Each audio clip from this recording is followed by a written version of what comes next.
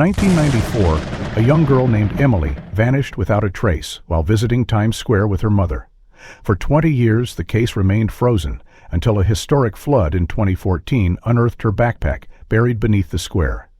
What followed unraveled a chilling chain of ignored clues, hidden witnesses, and a truth the city never wanted to face. This is the story they tried to forget. It was July 23, 1994, a warm Saturday afternoon when the streets of Times Square were more crowded than usual. Bright banners hung overhead, colorful balloons bobbed against the breeze, and hundreds of children ran back and forth between pop-up booths and street performers. The city's annual Children's Day in the Square event had drawn families from all 5 boroughs, and among the crowd was Karen Brewster with her 9-year-old daughter, Emily.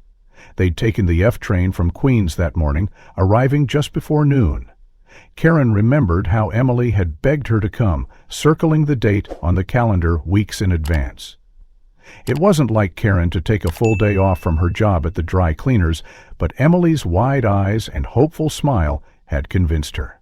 They ate cotton candy together, watched a juggler in a Spider-Man costume, and even took a photo with a towering Elmo mascot. Around 3:20 p.m., Emily asked if she could get ice cream from a nearby vendor while Karen waited in line at a caricature booth. "Just that card over there, Mom," she'd pointed excitedly. "The one with the blue umbrella." Karen hesitated for a moment, then nodded, reminding Emily to stay where she could see her. But less than 3 minutes later, when Karen turned back from the caricaturist's sketchpad, Emily was gone. At first, it didn't feel real. She scanned the immediate area. She called out. She walked in widening circles, thinking maybe Emily had simply wandered behind the cart or gotten distracted by another child. But within 10 minutes, panic had set in. Volunteers and nearby parents joined the search. 2 police officers were flagged down, and the NYPD officially logged a missing child report. Karen's voice was hoarse from shouting. Her hands trembled as she showed Emily's photo to strangers, as if by sheer force of desperation she could summon her daughter back. The ice cream vendor was quickly found, an older man in a red apron who ran a licensed pushcart on the northeast corner of 44th Street. But he was not the one Emily had walked toward. Witnesses, including a teenager who had been handing out balloons nearby, described a different cart entirely, pale blue, no vendor license, and a man wearing a faded Yankees cap who no one could place. That cart was not registered with the city's Department of Parks and Recreation, and by the time the police tried to trace it, both the cart and the man were gone. Security camera footage from the day was, at best, unreliable. Most of Times Square's surveillance systems in 1994 were primitive, still analog. The city hadn't yet invested in the high-density camera systems it would become known for after 9/11. There was a camera from a nearby bank that caught a partial view of the crowd, but the tape had a 17-minute segment of static, a blackout during the exact instability. Investigators cited technical failure. Karen wasn't so sure. Over the next few days, Times Square was flooded with flyers. Emily's school portrait, a smiling girl with 2 braids and a slight overbite, was plastered across lampposts, subway stations, deli windows. The media picked up the story fast, vanished in the crowd, read one New York Post headline. Others criticized the city's lack of security during a children's event of this magnitude. A hotline was set up, tips poured in, but none led anywhere. Someone claimed they saw a girl resembling Emily in Newark. Another insisted she'd been spotted on a Greyhound bus heading to Pennsylvania. Each claim brought a spark of hope, only to be extinguished by dead ends and false leads. Karen didn't sleep for days. She gave interviews, she joined searches, she yelled at officers when they said they were doing all they could. Friends brought food to her apartment, but she barely ate. Emily's room remained untouched, her shoes by the door, her stuffed bear, Mr. Buttons, still tucked under the pillow, and every night Karen would stare at the ceiling and replay every second, wondering what she could have done differently. Maybe if she hadn't looked away. Maybe if she'd just held her hand a moment longer. The investigation dragged on into fall. Eventually, media attention waned. The event organizers were cleared of wrongdoing, the mysterious ice cream cart was never found, and Emily Brewster was added to the National Missing Children Registry with the quiet finality that accompanies most cold cases. Karen, however, never gave up. She kept Emily's photo in her wallet, brought it out every time she entered a store, a library, or a new city. She kept journals, noted anything strange. She returned to Times Square every July 23rd and stood in the exact same spot where she had last seen her daughter, waiting, watching, hoping. The first 72 hours after Emily's disappearance were filled with desperate urgency. NYPD assigned 3 detectives from the Missing Persons Unit, and the case was categorized as a priority child abduction due to the nature of the event and the lack of evidence suggesting she had run away. Karen was questioned multiple times, not as a suspect, but as the last person to see Emily, and every detail she provided was meticulously cataloged. She told them about the ice cream cart, about Emily's blue dress with sunflower prints, about the moment she turned away, and the split second that would come to define the rest of her life. The police began combing through footage from surrounding businesses. In 1994, this meant requesting analog tapes, many of which were grainy, unreliable, and poorly labeled. A task force constructed a timeline of Emily's movements based on witness accounts and available footage, marking known positions on a crude map of Times Square taped to the precinct wall. As patterns began to emerge, one disturbing detail stood out. A roughly 60-foot stretch on 44th Street near a construction scaffold had no visual coverage. It was the only dead zone among the web of overlapping camera ranges. This blind spot, as detectives called it, was exactly where Emily was last seen approaching the mysterious ice cream cart. It should have been covered by a deli security camera, but the store owner claimed their system had been broken since June. A building undergoing renovations adjacent to the deli might have site cameras, but those feeds were controlled by the contractor and no tapes could be produced for the day in question. Convenient, one officer muttered during a debriefing. The blind spot became the centerpiece of every theory.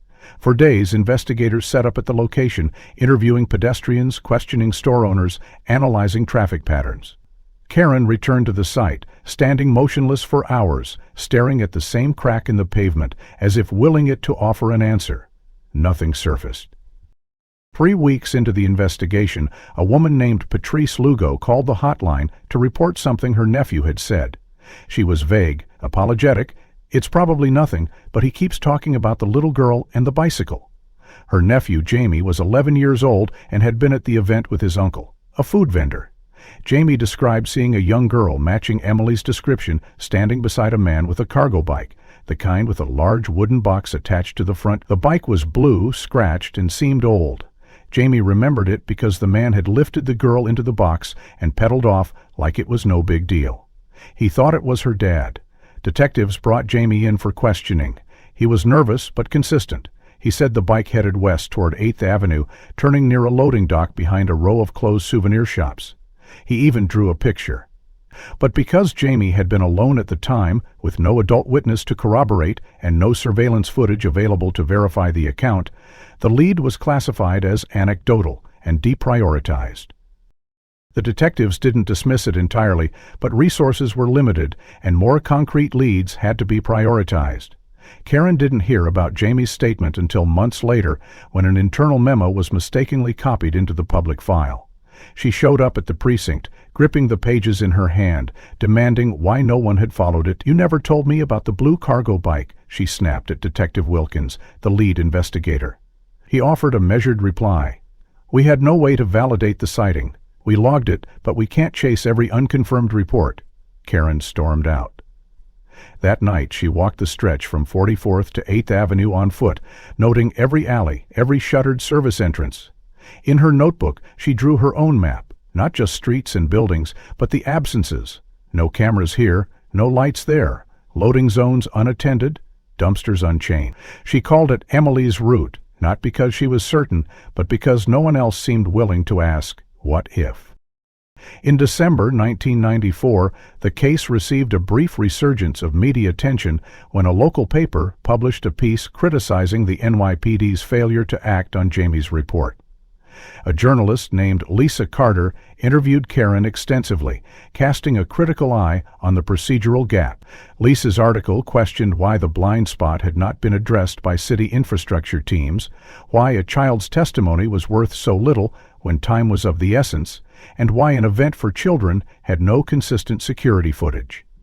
The story prompted a short-lived city council discussion about public surveillance in high-density areas, but the momentum quickly faded under dead-spot debates and new political priorities. Meanwhile, the official investigation grew colder with each passing month. By mid-1995, the task force had shrunk to a single detective reviewing tips part-time. Still, Karen pushed on. She reached out to Lisa again, asking if she could help track down construction permits for the buildings near the blind spot. Lisa agreed, and together they pored through public records at the municipal archives. One name kept surfacing, a subcontractor who'd been working scaffolding installations the summer 200 in HQ. His address was listed in Brooklyn. Karen drove there twice. The first time, no one answered. The second time, a man opened the door and said the subcontractor had moved out years ago.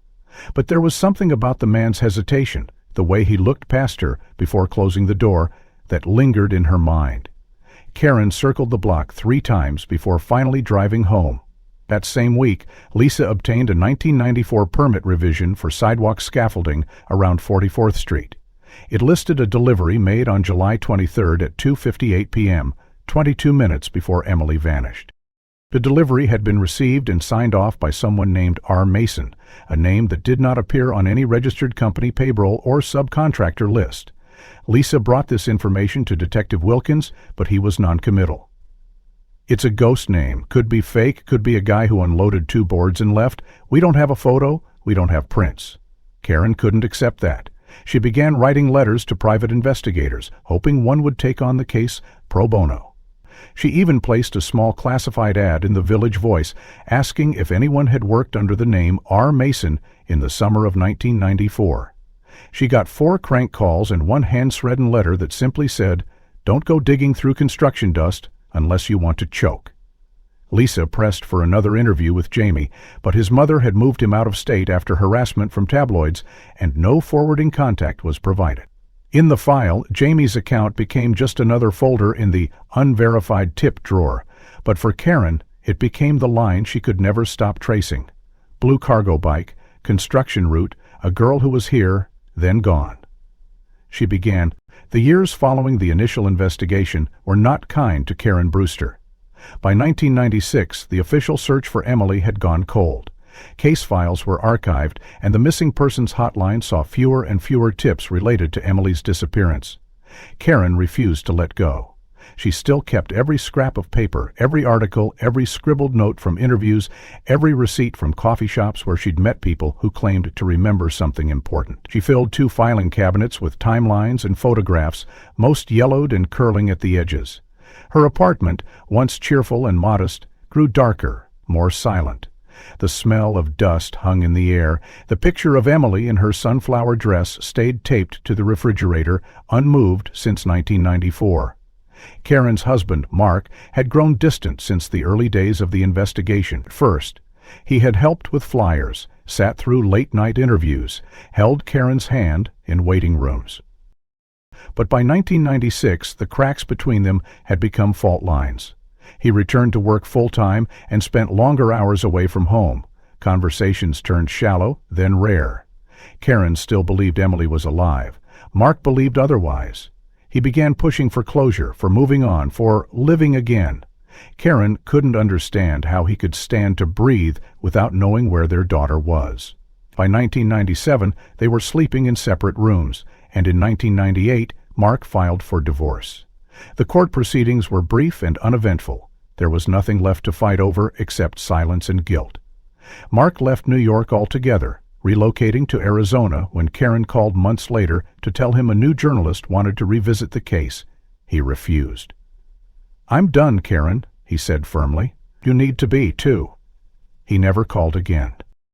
But something unexpected happened in 1999. A new NYPD forensics team began reviewing inactive child disappearances cases, part of a citywide grant initiative.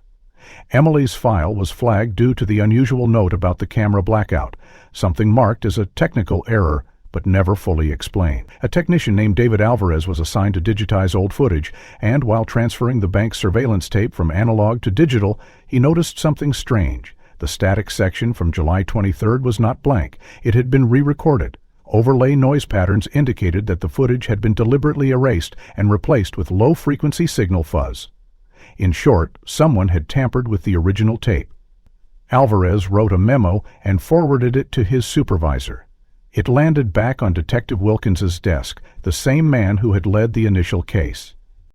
But Wilkins was nearing retirement and didn't want to reopen a decade-old mystery without new leads. Still, protocol required a minimal inquiry.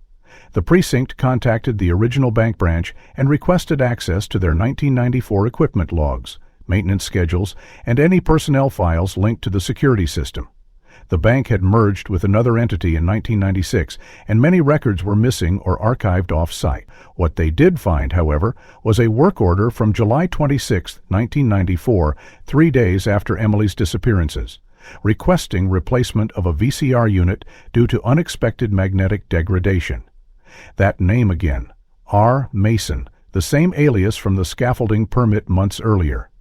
The case file now had 2 independent documents tied to the same name, both occurring days around the time Emily vanished. Karen was notified of the development in a brief letter. No one called. She only found out when she opened her mailbox on a rainy afternoon in October 1999. The envelope was thin, unsigned, marked, "For your letter, Case 94 MP, 3017. She clutched it with trembling fingers and read the words again and again, trying to understand what it meant. The tape had been tampered with. Someone had gone through the effort to cover up a portion of footage from the exact moment Emily disappeared. When she called the precinct for answers, the desk sergeant told her, "It's being reviewed internally. We'll contact you if there's anything actionable." But no one did. Months passed. Karen wrote letters to local council members, to city officials, to newspapers. Lisa Carter, the journalist who had once championed the case, had left journalism in 1997 to work for a nonprofit. Karen couldn't reach her. The city had changed. The millennium came and went, and Emily's file was once again pushed into the shadows. In 2002, a Freedom of Information Act request filed by a college student doing a thesis on unsolved missing child cases uncovered a startling omission. 2 full pages from Emily's case log had been blacked out. The student, named Zoe Hutch, contacted Karen directly after discovering her name mentioned in a 1995 article. Karen invited her over. They sat in the living room, surrounded by files and silence, and Zoe showed her copies of the redacted report. Karen had never seen those pages before.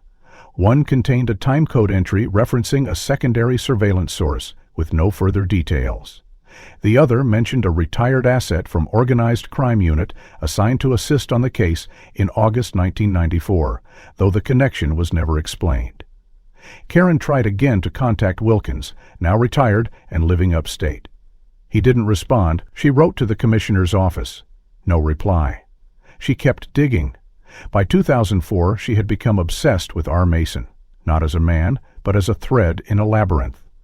Every time she found the name, it led to silence, as if the city itself had decided that name no longer existed. Karen's obsession came at a cost. She lost her job in 2003 after missing too many shifts. Her health began to suffer. Friends drifted away, tired of her fixation. Some believed she was descending into paranoia. Others pitied her, but kept their distance. She kept filing FOA requests. She started attending city meetings, standing up during public comment to ask about background checks for contractors, about abandoned service alleys and false work permits. People rolled their eyes. A woman chasing ghosts. But she wasn't chasing ghosts. She was following something real. She just couldn't prove it. Not yet. In early 2005, a young officer named Layla Ramos, newly assigned to NYPD's cold case unit, stumbled across Emily's file while reviewing backlog cases. She noticed the redacted pages and the inconsistencies in the evidence chain. One note in particular caught her attention. VCR tape swapped during citywide server upgrade. Chain of custody incomplete. The name wasn't Mason. It wasn't even close. There was no employee by that name assigned to security systems that summer. But there was a note, a handwritten correction scribbled in the margin of a work order. The handwriting didn't match the original technician's. It wasn't even ink from the same pen. Leela flagged the anomaly and scheduled an internal review. It would take weeks, maybe months, to confirm what she suspected. But something about that name, R. Mason, lingered in her mind like a half-forgotten whisper. She began digging quietly, not wanting to raise flags before she had more. On a humid evening in July 2005, she sat alone at her desk, surrounded by old files and scanned notes, and realized something. Karen hadn't planned to be in Midtown that day. It was late March 2006, still cold enough to keep most tourists bundled up and moving fast along the sidewalks of New York. She had gone to submit a new FOIA appeal at the city clerk's office and stopped by Bryant Park for coffee, something she rarely did anymore. The city, with its endless noise and jostling pace, often overwhelmed her now. She preferred quiet corners, the comfort of silence, of control. But that day, as she sat at a bench sipping lukewarm coffee, her eyes caught something across the street that made her stomach knot. A woman, hunched beneath layers of mismatched clothing, rummaging through a trash bin. A weathered beanie covered most of her face, but it wasn't the woman's appearance that struck Karen. It was the backpack, pale lavender with fraying seams and a half-faded patch stitched on the bottom right corner, an iron-on sunflower curling slightly at the edges. Karen's breath caught in her throat. Emily's backpack had looked exactly like that. She hadn't seen another like it in years. It had been a birthday gift from her sister, ordered from a boutique in Vermont. A limited run, she remembered. Fewer than 30 were made. Karen stood up without thinking, nearly spilling her coffee, and crossed the street as the woman moved toward a steam grate. She called out softly at first, then louder. "Excuse me, hey, can I talk to you for a second?" The woman flinched, grabbed the backpack and shuffled backward, muttering under her breath. Her skin was pale, cracked at the lips, eyes darting nervously between Karen and the traffic behind her. Karen didn't push. She slowed her approach and crouched slightly, hands raised in a non-threatening gesture. "That backpack," she said gently. "My daughter had one like that. I lost her years ago. Can I just look at it for a second?" The woman stared at her, breathing hard. Then, without a word, she turned and ran, not fast, but with purpose, disappearing down a side alley behind a currency exchange kiosk. Karen tried to follow, but by the time she reached the corner, the woman was gone. The next day, Karen returned to the same block, asking around. She described the woman, the backpack, the alley. A shopkeeper at a nearby deli recognized the description. "Yeah, she sleeps by the subway grate most nights. Doesn't talk to anyone. Scared of everything." Been around a few months. On the third evening, she saw 2 sanitation workers lifting bags near the grate and asked if they'd seen the woman. One of them shrugged. "Not since Tuesday. I think the cops moved her or something. She wasn't doing too well." Karen asked which cops, which precinct, if they remembered any names. The workers didn't know, just that an unmarked car had been idling there for a while that morning. "Could have been anyone," one added. "NYPD, outreach services, who knows?" But Karen knew that when people disappeared in this city, they didn't always leave footprints.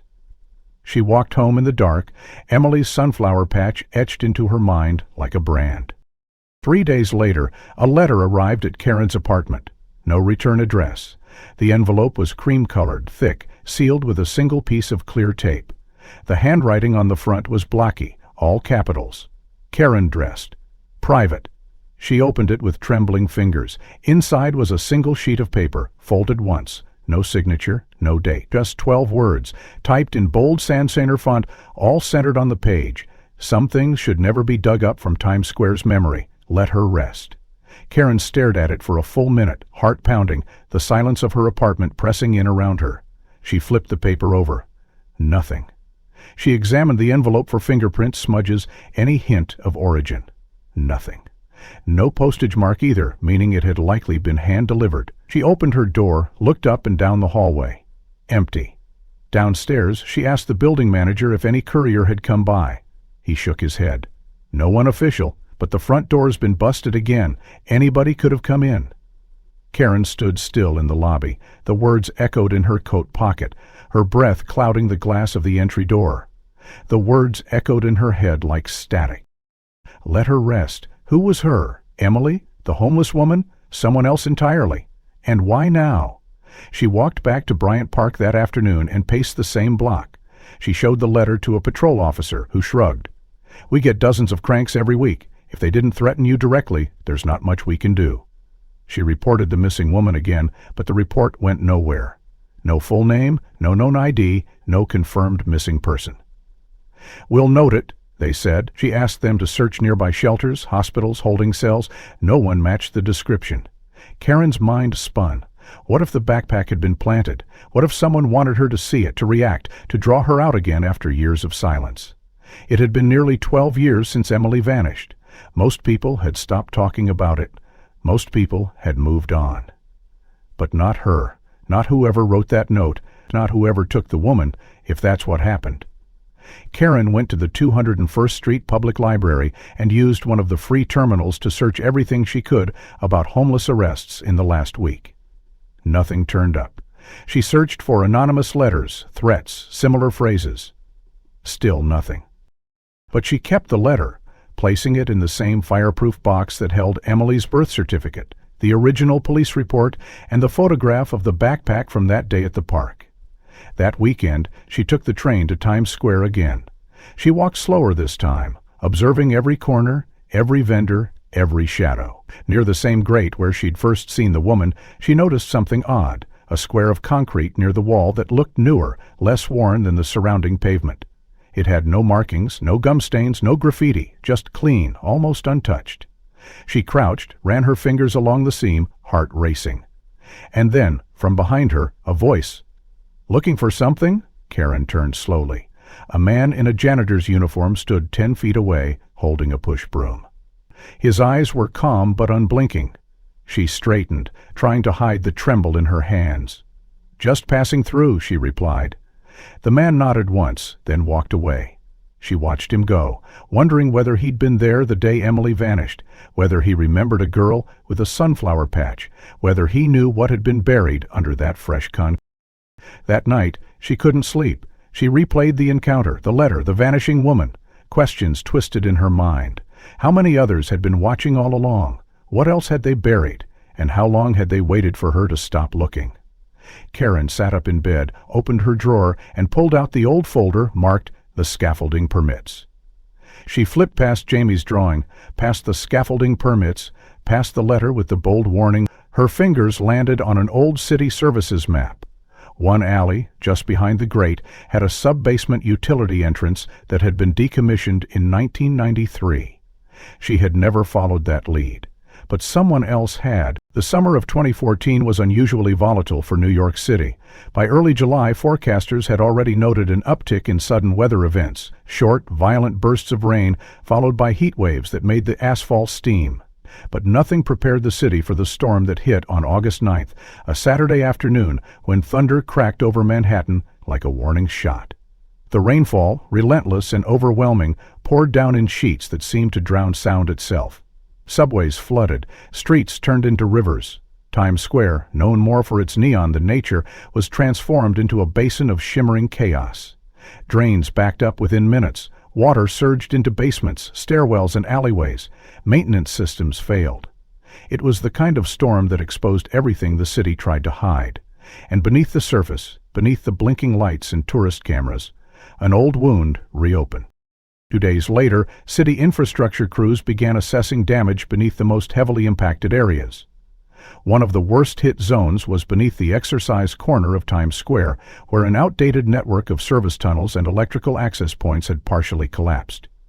The infrastructure had long been decommissioned, its schematics rarely referenced, largely ignored after new routing had been installed in the early 2000s. The team assigned to assess the collapse included a contracted technician named Michael Torres, a city engineer with 20 years of field experience. On the morning of August 11th, Torres entered a crawlspace through a utility access door behind a locked service gate. The storm had knocked loose part of the concrete foundation along the tunnel wall, exposing layers of rusted pipes and compacted earth.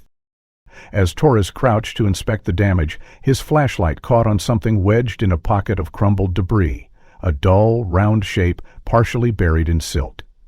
He thought it was a piece of cloth at first, maybe insulation or an old maintenance rag, but as he reached for it, the texture felt wrong. Fabric, yes, but woven tightly, aged and stiff from years of compression. He cleared the debris slowly and uncovered the outline of a backpack. Small, child. Lavender, though the color was almost lost to time. The zippers had rusted shut.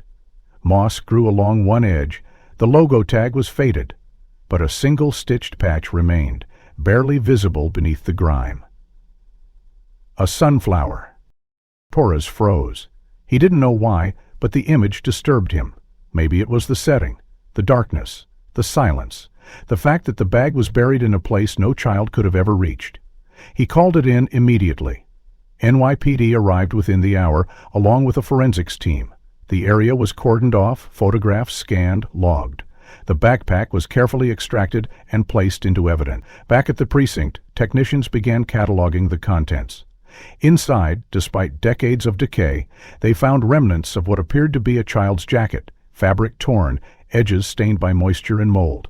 Along the inside collar, almost miraculously preserved, was a stitched name: Emily Brewster, missing since July 1994. Case 94 MP 3017. A detective who had just transferred into the cold case unit read the report and immediately called his supervisor. Within hours, the precinct was buzzing. After 2 decades, a physical trace of Emily had finally emerged. Karen was contacted the next day. The officer on the phone spoke gently, slowly, choosing his words with clinical precision. "We've found something," he said. "We'd like you to come in." Karen, now 61, had not heard that phrase in years. Her body stiffened. Her fingers gripped the edge of the kitchen counter as if bracing for impact. She arrived at the precinct with the same notebook she'd carried since 1994. When they showed her the backpack, her legs almost gave out. She sat in silence for a full minute, staring at the crumpled, dirty fabric, tears streaming down her face. "That's hers," she whispered. "That's Emily's." They showed her the jacket, too.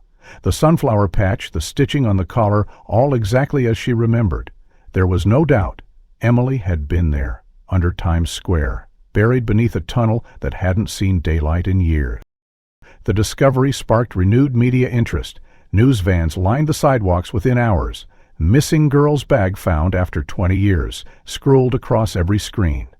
Karen declined interviews. She stayed home, watching from the window, heart beating like it had 20 years before. She didn't feel relief, she felt dread. Because the question that screamed louder than ever was not where Emily had gone, but who had put her there. The backpack's location was impossible to ignore. It hadn't simply washed into the tunnel. It had been wedged into a collapsed pocket of concrete, placed deliberately, then buried. Someone had accessed that crawl space. Someone had known. The police reopened the investigation. Old files were pulled from archive storage. Evidence was retested. Torres, the technician who found the backpack, gave a formal statement. He described the layout of the tunnel, the positioning of the bag, the unnatural way it had been sealed behind the broken wall. The implication was clear. Someone had hidden it there, not in a panic, not in haste, but methodically. A forensics team re-examined the concrete for tool marks. They found traces of chisel impacts, subtle, shallow, indicating the section had been patched at some point after 1994. That matched with an undocumented work order found buried in Department of Sanitation files. A handwritten work note from August 1995. No city records explained why the repair had been made. No contractor name was listed. The signature was eligible, but a note in the margin read, "Under walkway, patch complete, R.M." Karen's chest tightened when she saw the initials, R. Mason, the name that had haunted her for years.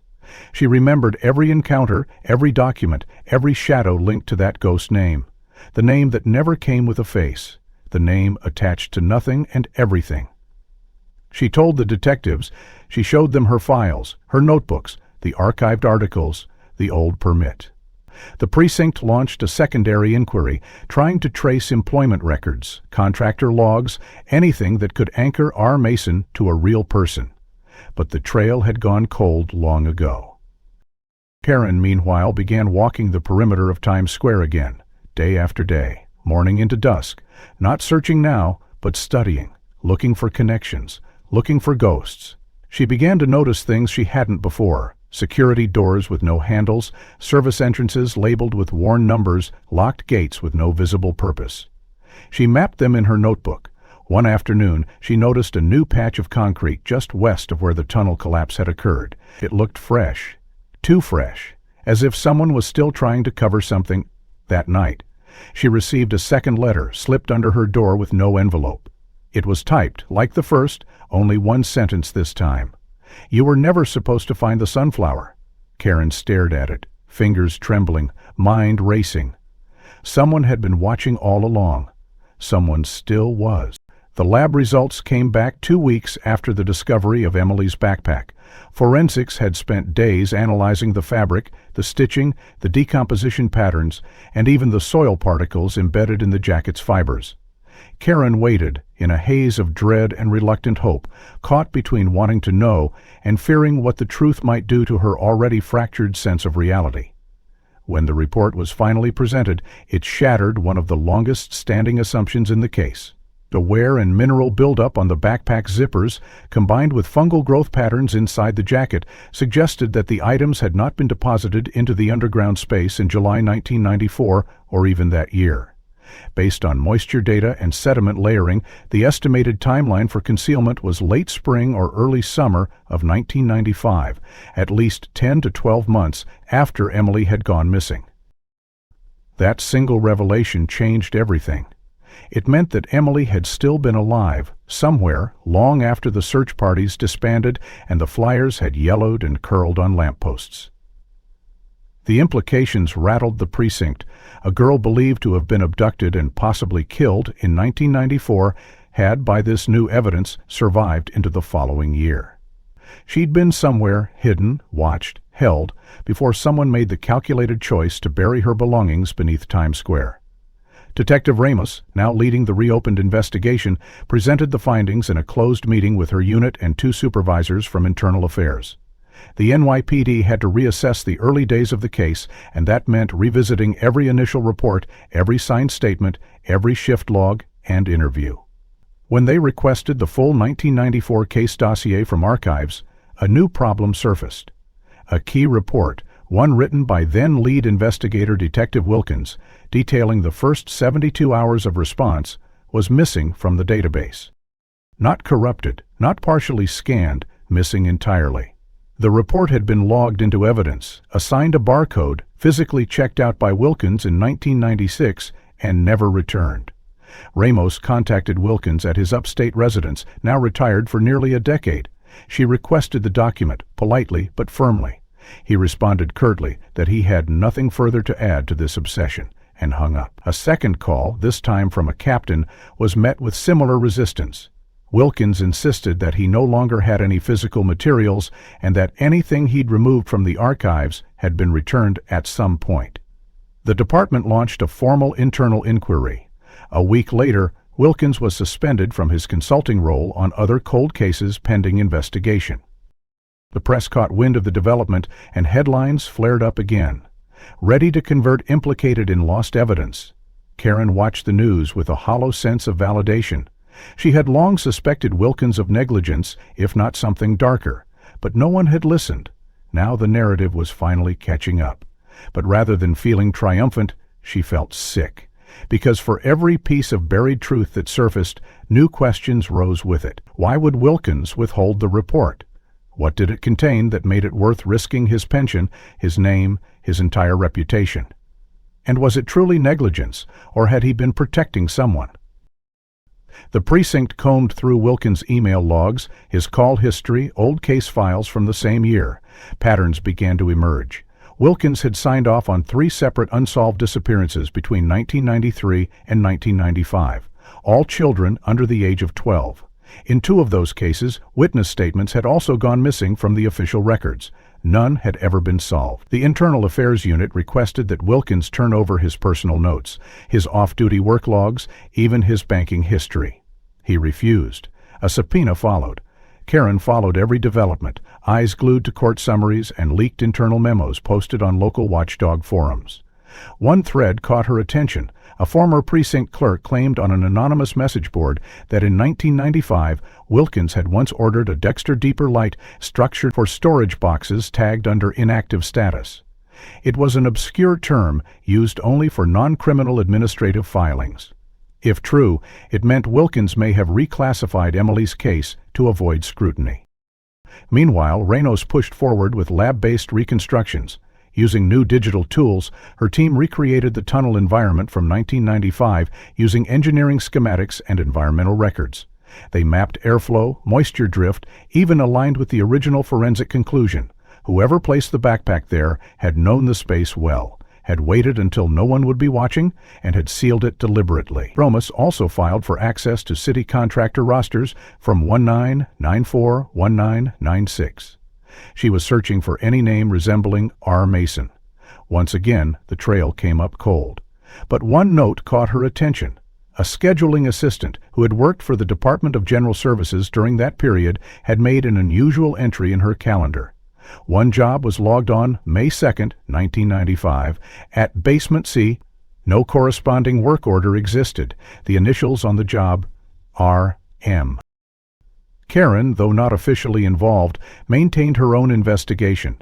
She had begun cross-referencing employee housing records, trying to track city maintenance staff who had lived near Times Square during the mid-90s.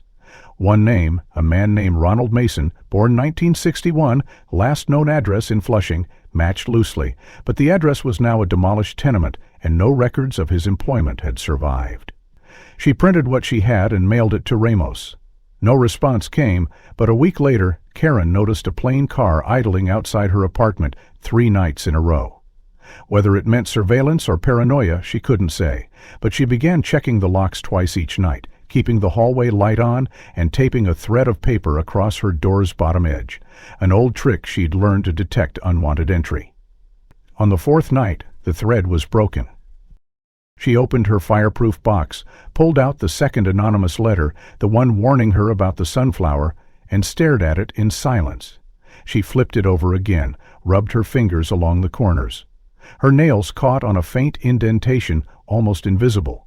Holding the paper up to the light, she saw what looked like a name pressed into the paper's backside, as if someone had written on top of it, with another sheet above. She used a pencil and lightly shaded the area. Letters appeared slowly. Mason, 37th Street, vent hatch. Her heart jumped. She didn't know what it meant exactly, but she knew it wasn't random. Ramos hadn't told her anything about a 37th Street location. Karen wrote the note down, memorized the hatch detail, and slipped it back into the box. If someone had risked slipping her that clue, there had to be something at the end of it. She waited until nightfall, grabbed her flashlight, and headed toward 37th Street alone. The sidewalk was quiet, only the occasional hum of traffic echoing through the canyon of buildings.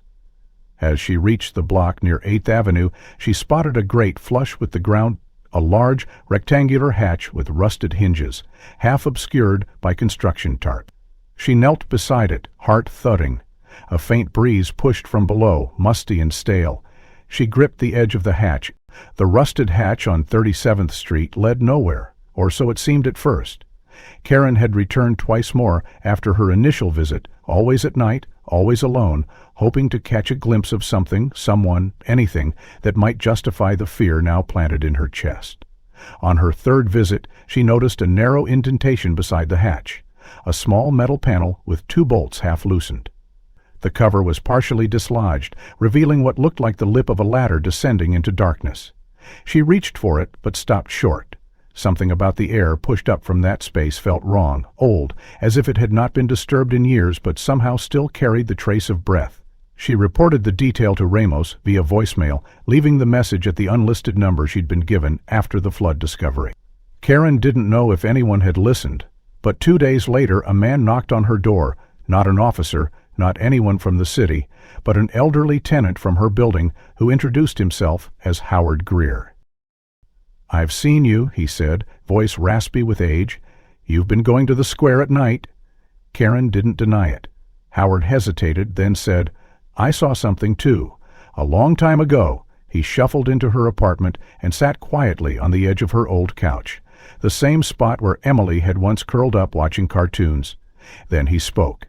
In the summer of 1994, Howard had lived in a building overlooking the maintenance corridor between 44th and 43rd. He'd been on his fire escape one July afternoon, smoking a cigarette, when he noticed a man in a maintenance vest leading a small girl down through a gated service entrance. The girl had hesitated, looking back once, and Howard remembered thinking she didn't seem like she belonged there.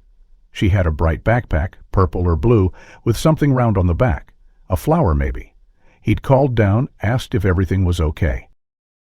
The man didn't respond, just gave him a nod and kept walking.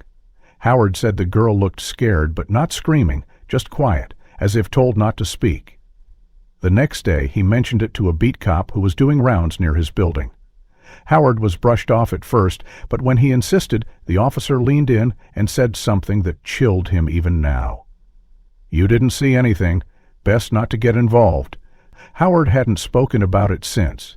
He'd buried it under years of silence, the kind born from self-protection, from not knowing who to trust. But when he saw Karen walking the streets again, flashlight in hand, retracing steps no one else would, he couldn't ignore it anymore. Karen documented every word. She begged Howard to go with her to the precinct, but he refused.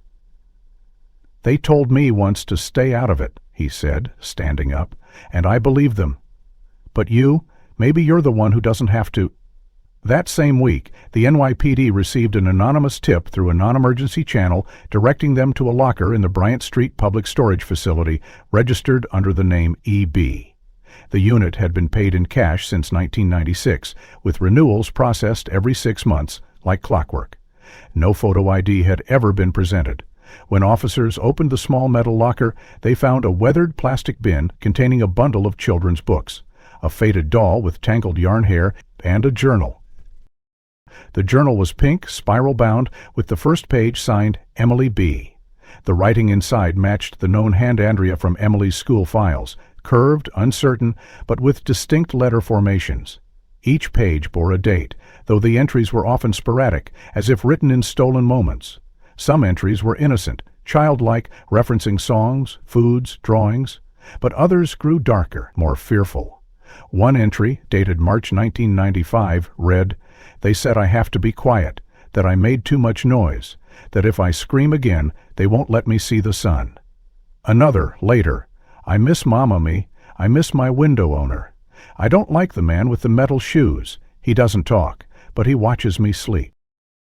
Ramos sat with the notebook in silence for almost an hour before sharing it with Karen. It was the first time Karen had touched something that undeniably came from her daughter's own hand.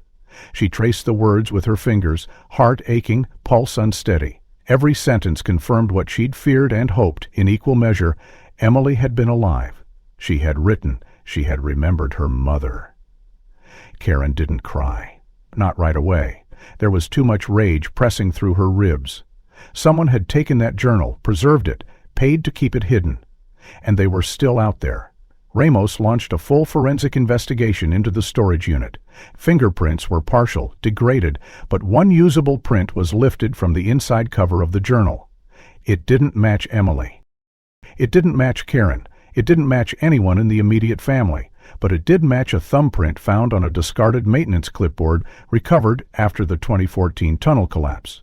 The name tied to the original clipboard was, again, incomplete. R. Mason.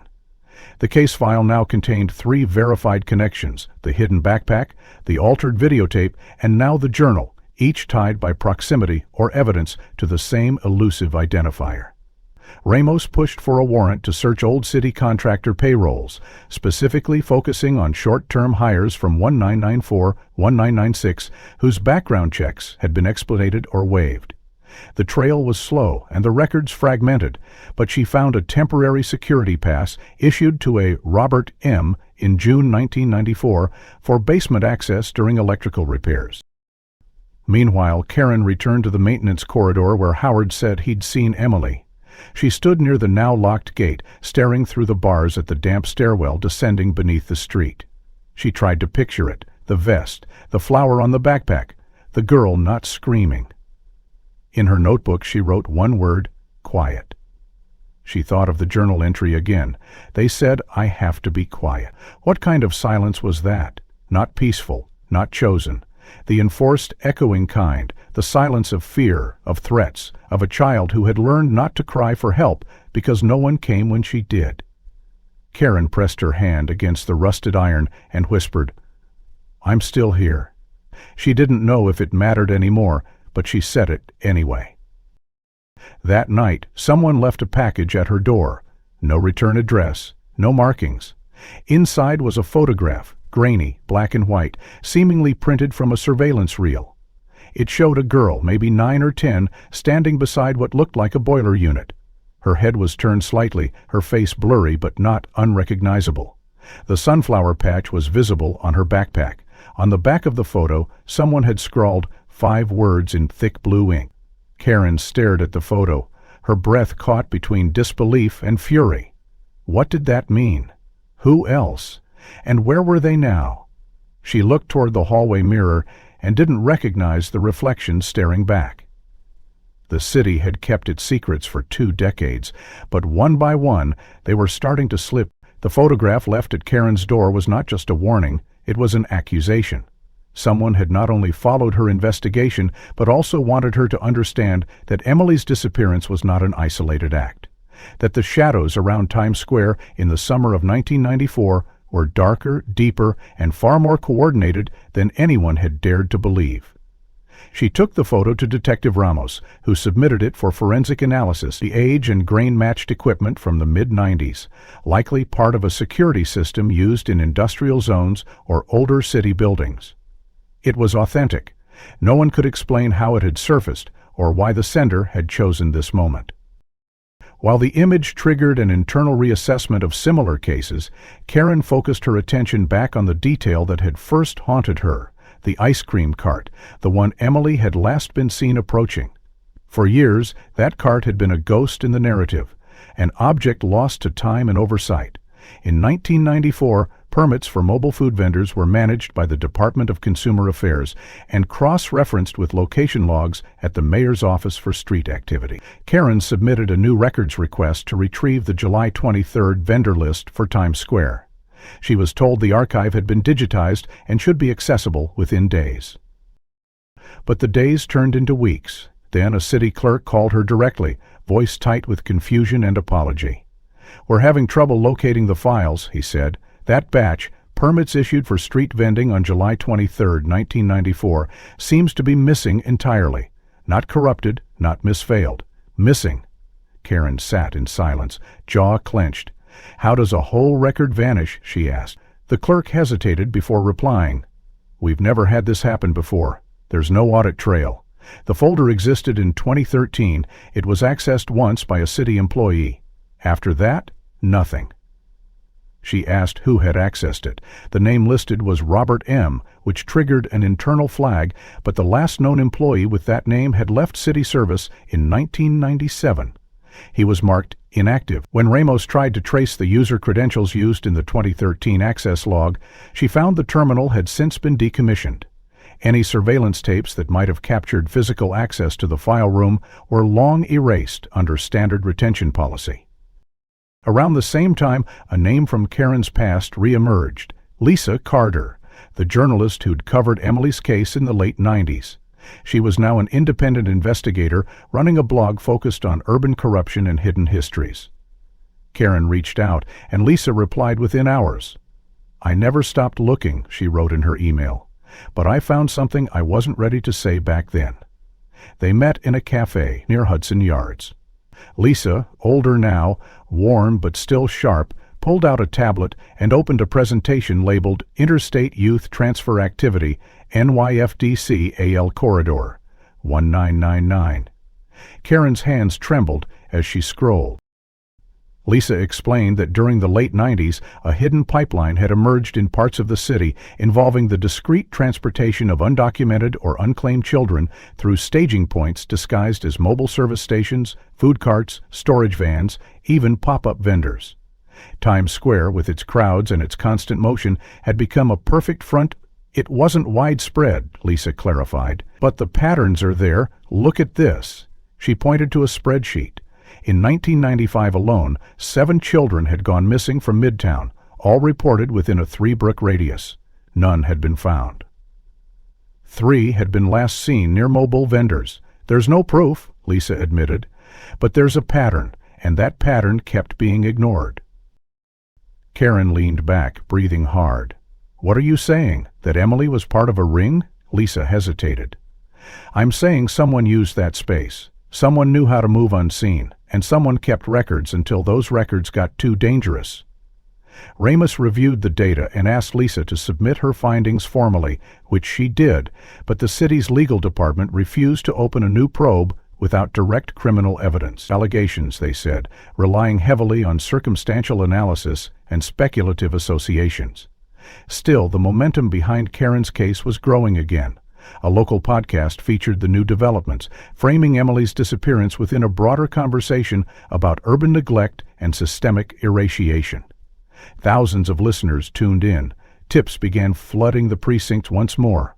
One call stood out. A former vending inspector claimed he remembered something odd from that summer, a mobile permit that had been flagged but allowed, tied to a vendor who had no known address, who operated for only 2 weeks and then disappeared. He couldn't recall the name, but the cart had been blue, and the product listed was cold snacks, dairy. Karen didn't need confirmation. It was the cart, the one Emily had approached. She asked if there were any old citations, any complaints. The man said there might have been, but most records were logged in paper back then, and many were destroyed during the 2001 warehouse fire that took out 1/3 of the city's pre-2000 municipal records. Another dead end. Or so it seemed. But Lisa had already begun contacting street vendor associations, looking for independent logbook. One vendor, now retired, said he kept a diary of all the other carts near him for safety reasons. Sometimes police blamed everyone when one person caused trouble. He had a notebook from July 1994, and on the page marked July 23rd, there was a hand-drawn map. A dozen carts. 11 he labeled by vendor name. The 12th, just a blue X and a note beside it, new guy. No name, odd setup. Note, Sharon stared at the map for hours. That X was placed right near the alley behind the deli, the same blind spot identified during the original investigation. She couldn't explain the feeling that rose in her, but it was a mix of triumph and sickness. Triumph because her instincts had always pointed her there. Sickness because if this were true, if someone had indeed used the vendor cart as a cover, then Emily's last moment above ground had been more calculated than anyone wanted to admit. She showed the map to Ramos, who immediately crossed over it with the timeline. It fit. The cart placement, the blind spot, the 11:02 timestamp. Everything converged. But proving it was another matter. Every attempt to retrieve a vendor name circled back to the missing permit records. The city had no answer. No apology. Karen began to suspect that the files hadn't simply vanished. They'd been erased. Deliberately. And if that was true, someone still held power, someone still had reason to fear what Emily's case could uncover. Lisa began preparing a public report. Ramos called in a federal liaison. The silence surrounding Emily's disappearance had lasted 20 years. But now it was beginning to break. Months of painstaking investigation and careful exposure finally culminated in a feature broadcast by an independent investigative news network. The series opened with aerial footage of Times Square under construction, the iconic heart of New York, bathed now in rehabilitation cranes and roadwork signs. The anchor described Emily's story, the 20-year gap between disappearances and rediscovery of her belongings, and the stonewalling that followed. In the second segment, they named 2 officers from the original Missing Kids Task Force, Detective James Wilkins and his partner, Sergeant Laura Chen. Internal memos surfaced, showing that requests for surveillance footage had been filed but never processed, and that League investigators had marked tips, including the cargo bike sighting and the homeless woman's backpack, as unverified. The network aired audio recordings of interviews with precinct staff. One unnamed detective lamented, "We were spread too thin. That year we lost 2 people in our unit. We simply didn't have manpower to chase everything." Another former dispatcher claimed that calls about the Wells Fargo Alley incident had been categorized as non-actionable. The broadcast cut to Karen's reaction, live. Her face hurtled between relief and regret, a complex portrait of mother's grief meeting institutional failure. The backlash was immediate. Viewers reacted in the thousands on social media, an online petition demanding over 100,000 signatures within days. The NYPD issued a written statement, "We acknowledge public concern and are conducting a full internal review." The NYPD issued a written statement. We acknowledge a full investigation and are conducting a full internal review. The backlash was immediate, meeting a full internal review.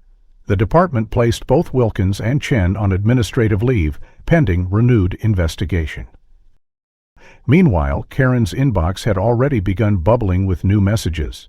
Most were supportive, former teachers, neighbors, even strangers offering guidance or prayers. But among them was one email from a Deborah Lang with a Delaware address. The subject line read, "I think I was Emily Brewster." Karen's heart lurched as she clicked. The message began in a trembling font.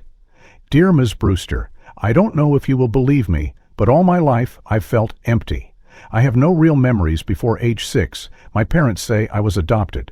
My adoptive father passed in 2010 and left behind boxes of letters.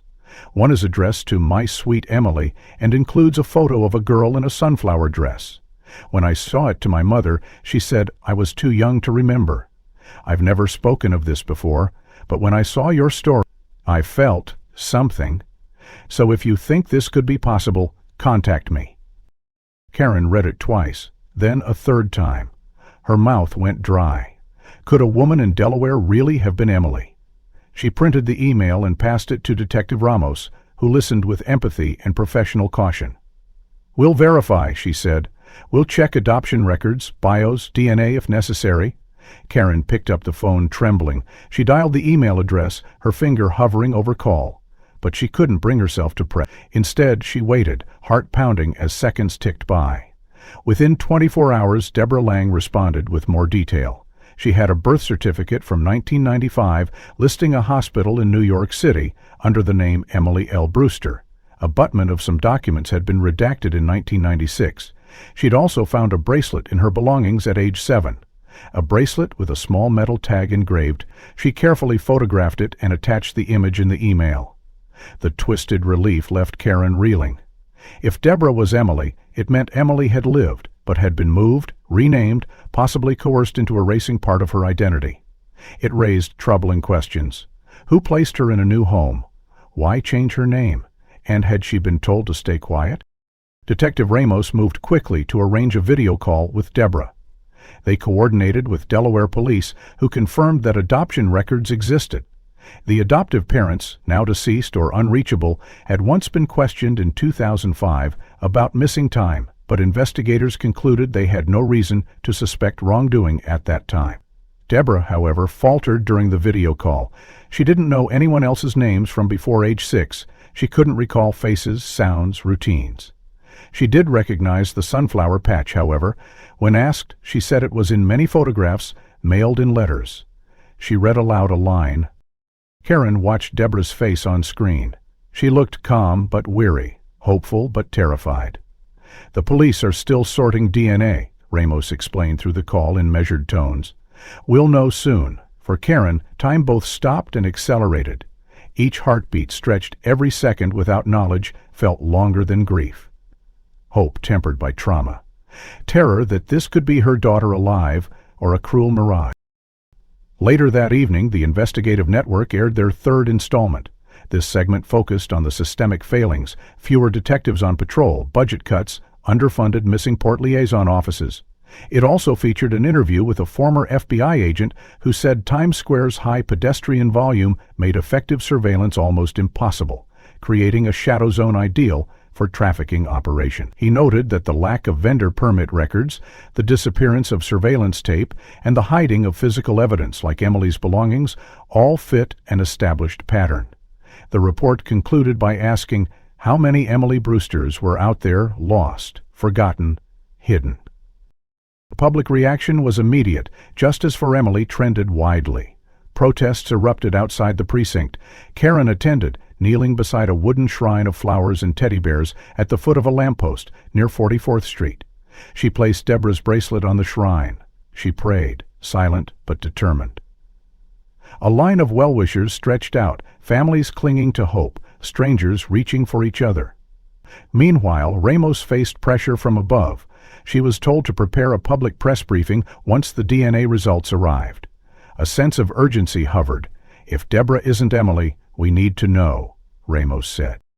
Then, just as hope peaked, something unexpected happened. Karen received a second email from Deborah. "It's hard to explain," she wrote. "I can't shake the nightmares. I dream of hiding. I love everything new in my life, in Delaware, but I think I lost something, someone." She signed it not with Emily, but with Deborah. Karen's heart twisted. The line between identity and memory blurred. Who was this young woman now? Was she Emily, or someone molded into forgetting? Karen reread the email 3 times. She noticed a small typo, something, instead of something. Then it hit her. Emily, as a child, often misspelled that word in her early journals. A detail no one else remembered. She printed it out and tucked it into her case file, her hand trembling wildly. The public had turned, pressure mounted. Evidence piled up. But the story and Karen stood on the precipice of either devastating clarity or crushing heartbreak. The DNA results came back after a tense fortnight. Karen paced her living room, lines of case notes and faded photographs spread across the coffee table like a battlefield of memories. Detective Ramos called late one evening with news in her voice. Karen's heart dropped, as if she'd been punched. "But there's more," Ramos hesitated. "The experts noticed an unusual scar on her left forearm. The pattern, I'm not sure how to explain it. It's identical to the scar Emily had as a child. It's rare, almost so rare that they believe it couldn't be coincidental." She had clutched Deborah's bracelet, studied the journal entries, watched the woman's eyes flicker with old hurt. Everything had led her to believe Deborah might be her daughter. Now, genetically speaking, that trust was gone. But then, what was she seeing in that scar? Summer folded into autumn as Karen tried to process the contradiction. The DNA disproved Deborah's claim, but the scar, exactly in the same place, same shape, persisted like an echo of a name long forgotten. It meant there were secrets chemistry couldn't capture. People could be separated from their pasts, or it could mean someone had crafted a false narrative too convincing to dismantle easily. Meanwhile, Ramos and her team combed through the personal effects found in the analog phone Deborah had once bought at a vintage shop in Rehoboth Beach. Rumors had spread. The phone contained a digital gallery, more than a dozen photos hidden on the storage card, captured sometime in the late 1990s. On a drizzly October morning, Ramos presented one to Karen. It was of a little girl, maybe 6, wearing a bright yellow raincoat, standing next to an ice cream cart painted a pale shade of greenish blue that didn't match any documented vendor in the city's records. The cart's umbrella had no branding, the vendor's uniform had no patch, no serial number. Worse, no vendor was ever officially registered in that precise design. The cart looked cobbled together, like a front. Karen recognized the girl immediately. Sunflower patch backpack, sugar-smeared smile, wind-tousled hair. It was Emily, older, walking away from the cart with someone whose hand steadied her shoulder but whose face was out of frame. A second photograph showed the vendor, his face obscured by a straw hat and camera angle, kneeling beside a small cooler. He wore suspenders but no name tag. The third image showed the same cart parked near a gated service entrance, a blind spot mapped in 1994 and repeatedly avoided in the original investigation. The phone metadata suggested the images were taken around mid-1997, based on timestamp and weather patterns from other photos. That meant Emily had been seen alive by that cart 2 to 3 years after her disappearance. The evidence did not answer questions, it deepened them. Who was that vendor? Why was the uniform undocumented? How many photos were there showing Emily's presence at the square in those years? And who had hidden these photos in a forgotten phone where they waited to be found decades later? Karen felt an acute ache.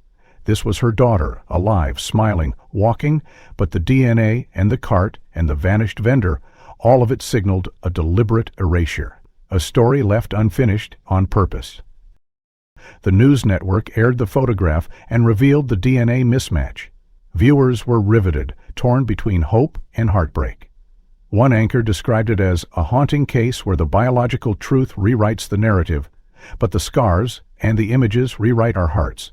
The hashtag #PeerLostHope trend as people debated whether the scar was proof of identity or damage showing the craft of a life constructed in pieces. Deborah Lang's life, now exposed to millions, changed. She began therapy, sought medical advice for the scar's cause. Could it have been inherited, transferred, or manufactured.